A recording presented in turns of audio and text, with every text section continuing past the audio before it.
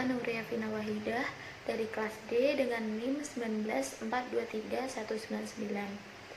Dibuatnya video ini guna untuk memenuhi tugas pengganti UTS matkul Ekonomi Mikro Islam. Pertama-tama marilah kita panjatkan puji syukur kehadirat Allah Subhanahu wa taala yang telah melimpahkan karunia-Nya kepada kita semua. Shalawat serta salam kita haturkan kepada junjungan kita Nabi Muhammad SAW yang telah melimpahkan karunia-Nya kepada kita semua sehingga saya diberi kemudahan dan kelancaran dalam pembuatan video ini. Dalam kesempatan ini izinkan saya sedikit menyampaikan tentang konsep kepemilikan dalam ekonomi mikro Islam. Dan saya sendiri berharap semoga apa yang saya sampaikan bisa bermanfaat bagi kalian semua dan bisa kalian terapkan dalam kehidupan kalian. Di dalam konsep kepemilikan yang sesuai dengan ekonomi mikro Islam, di sini peran Allah adalah sebagai peran yang utama. Artinya Allah sebagai pemilik yang mutlak alam semesta, dunia dan seisinya. Dan peran manusia sendiri yaitu sebagai pemilik yang relatif.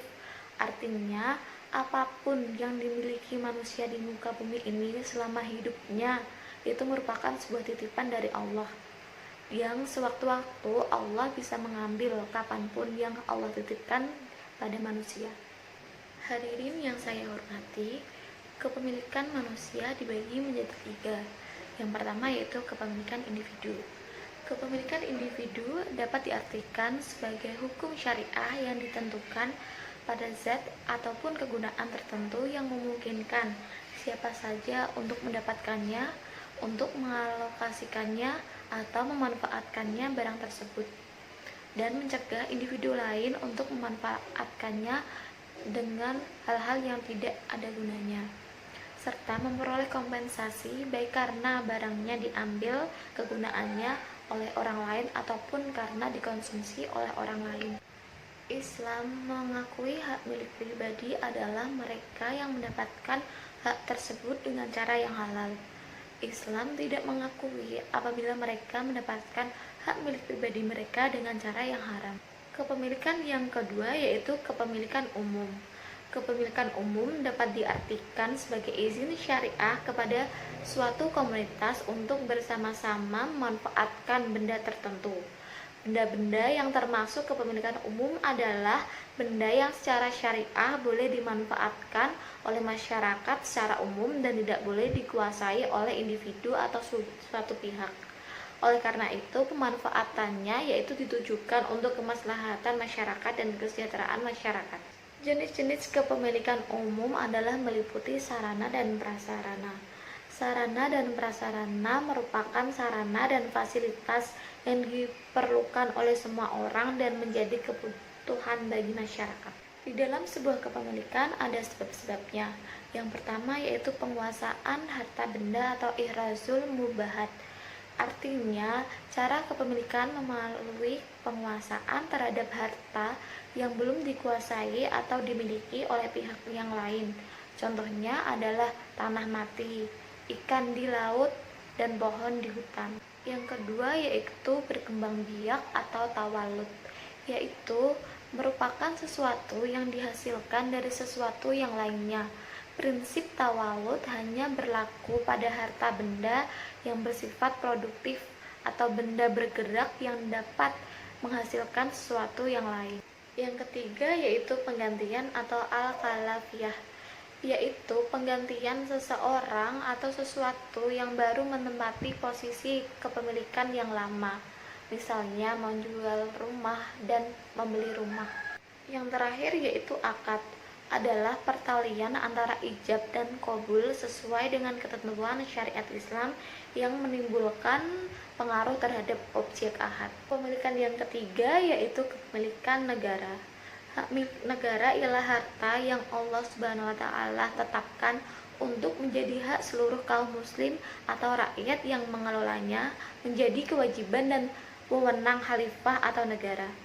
Hak milik negara ini dapat dipindahkan kepada siapapun, namun hak pengelolaan atas harta tersebut dapat dipindahkan atau diberikan oleh khalifah atau negara kepada sebagian kaum muslim atau rakyat sesuai dengan ijtihad atau kebijakannya. Harta yang merupakan milik negara yaitu yang pertama ada harta ghanimah atau anfal, harta yang diperoleh dari hasil rampasan perang dengan seorang kafir.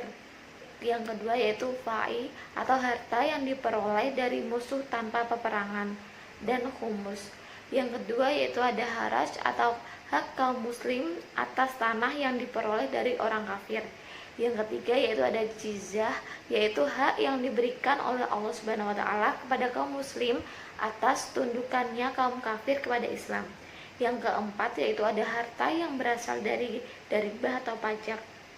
Yang terakhir yaitu harta lain milik negara, semisal padang pasir, gunung, pantai, laut, dan tanah mati yang tidak ada pemiliknya. Hadirin yang saya hormati, selanjutnya saya akan lebih spesifik membahas tentang konsep kepemilikan dalam Islam.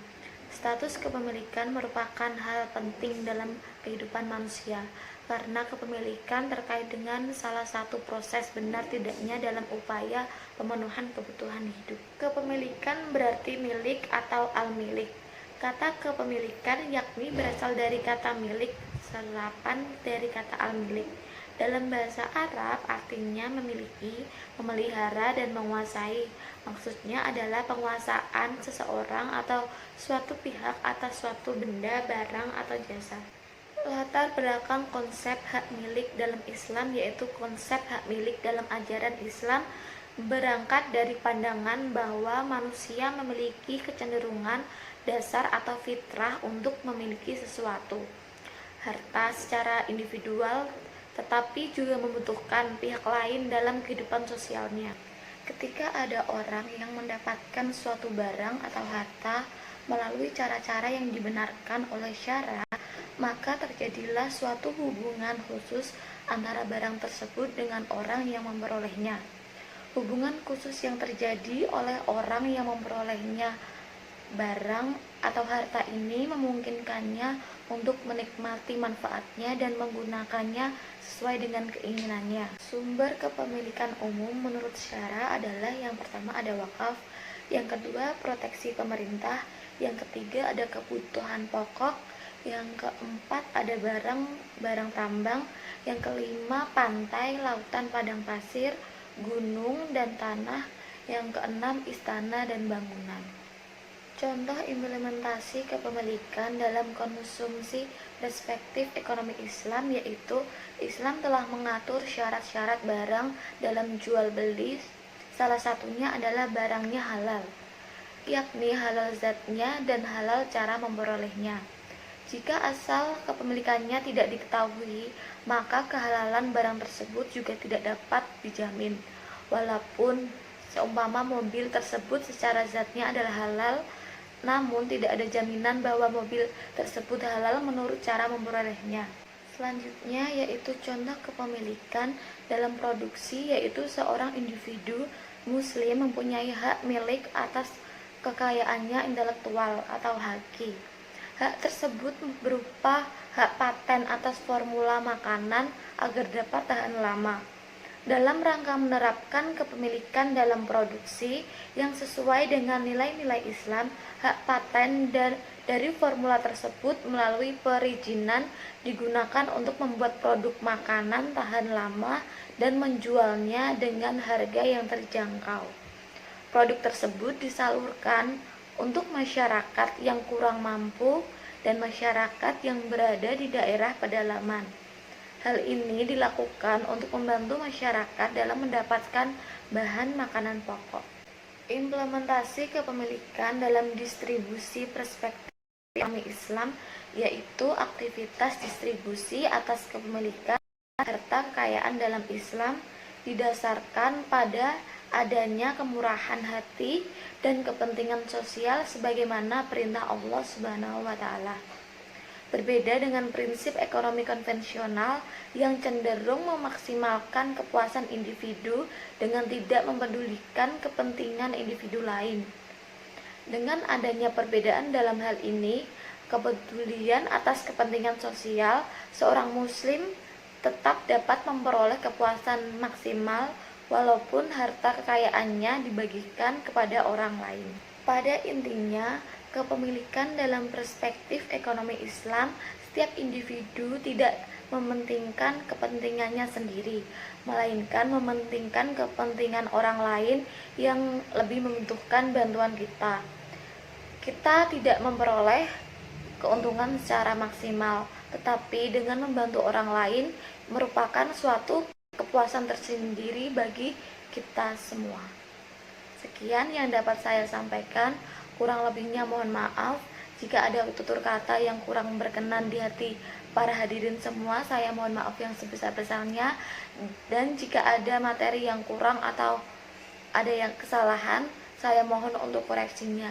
Sekian dari saya, kurang lebihnya mohon maaf. Akhir kata, wassalamualaikum warahmatullahi wabarakatuh.